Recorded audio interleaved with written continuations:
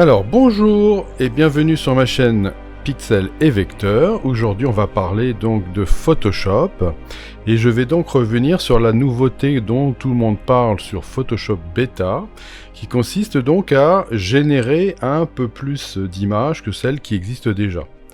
Je suis très étonné que tout le monde soit aussi dithyrambique et ne pointe pas quand même le défaut principal de cette fonction, ce que je vais vous montrer moi, parce que quand même, je trouve que il faudrait quand même savoir de quoi on parle.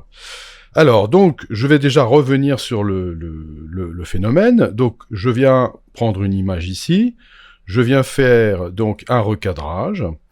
Dans ce recadrage, je suis en largeur hauteur, et je vais donc simplement avec majuscule enfoncée, bon, il n'y a même pas besoin de majuscule enfoncée, non. Je vais donc rajouter éventuellement, vous voyez, un petit bout ici, qui peut être grand, hein, c'est pas obligé d'être un petit, ça peut être grand.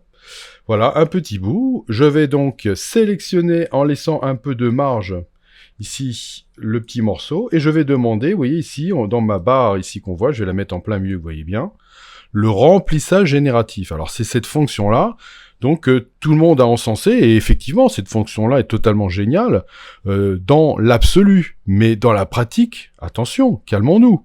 Alors je vais faire le remplissage génératif, voilà, et là, vous voyez que je peux faire générer. Très bien. Donc là, vous voyez que vous allez avoir quelque chose qui va se... Voilà, un calcul qui est quand même extrêmement rapide par rapport à ce que c'est, puisque là, il est en train, en fait, de comprendre l'image et d'imaginer, enfin, de créer, vous voyez, un supplément, et vous voyez qu'il m'a fait quelque chose d'extraordinaire. Et dans les propriétés ici, vous avez trois possibilités, vous voyez, trois variantes. La première variante, c'est celle que je vois ici. La deuxième variante, vous voyez, voir, ça va bouger un petit peu. Et la troisième variante, etc. Donc la première me paraissait sans doute la mieux. Voilà, donc a priori on se dit c'est absolument génial comme fonction, et évidemment si vous n'êtes pas au courant de l'intelligence artificielle, effectivement c'est tout à fait génial, sauf que, et je dis bien, j'insiste énormément sur ce point-là, sauf que c'est super génial, je suis complètement d'accord, à condition de ne pas prendre en compte la résolution de la création de cette amélioration qui a été faite là. Donc, je vais vous montrer ça maintenant en grand. Je vais venir prendre ma loupe, et puis je vais venir zoomer jusqu'à ce que je sois à 100%. Voilà. Et là, vous voyez, si vous regardez, bah, vous voyez qu'ici, on a la limite. Vous voyez, la limite, elle est là. Là, vous voyez que j'ai une belle résolution, une résolution qui est due à mon appareil photo, effectivement, qui est de bonne qualité. Et puis là, ce qui a été ajouté, bah, c'est ici. Et vous voyez bien qu'il n'y a absolument pas du tout la même résolution. Alors, je ne doute pas une seconde que ça changera bientôt, et que bientôt on aura une résolution qui sera identique. Mais pour l'instant, ça n'est pas le cas. Donc, lorsque l'on veut éventuellement faire des petites images pour Instagram, peut-être en 1028, il n'y a pas de problème.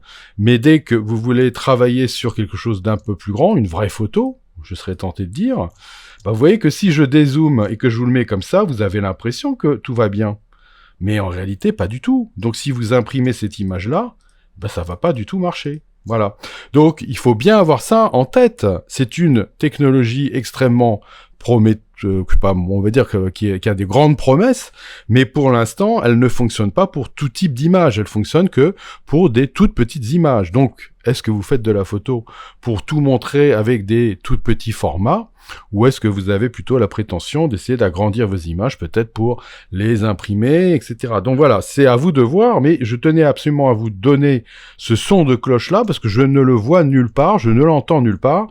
J'ai quelques auteurs de YouTube qui ont dit que effectivement le remplissage donc génératif était en 1028 pixels, mais personne n'a montré le résultat est exact, ou très peu de gens en tout cas, ce qui à mon avis est absolument indispensable à montrer. Et puis après, évidemment, vous en faites ce que vous voulez. Voilà, donc voilà, maintenant vous savez, et vous pouvez vous dire, effectivement, cette fonction peut être géniale pour certaines images, et puis pour d'autres, il faudra peut-être attendre que ça s'améliore, ou simplement il faudra peut-être générer des petites petites pièces, vous voyez, et de les générer les unes à côté des autres pour que vous puissiez avoir la même résolution sur l'image normale et sur la pièce rajoutée. Mais enfin voilà, donc je ne doute pas une seconde que dans moins d'un an, la pièce sera à la bonne résolution, mais ça n'est pas le cas pour l'instant. Voilà. Donc je vous dis à bientôt pour de nouvelles aventures sur Pixel et Vecteur.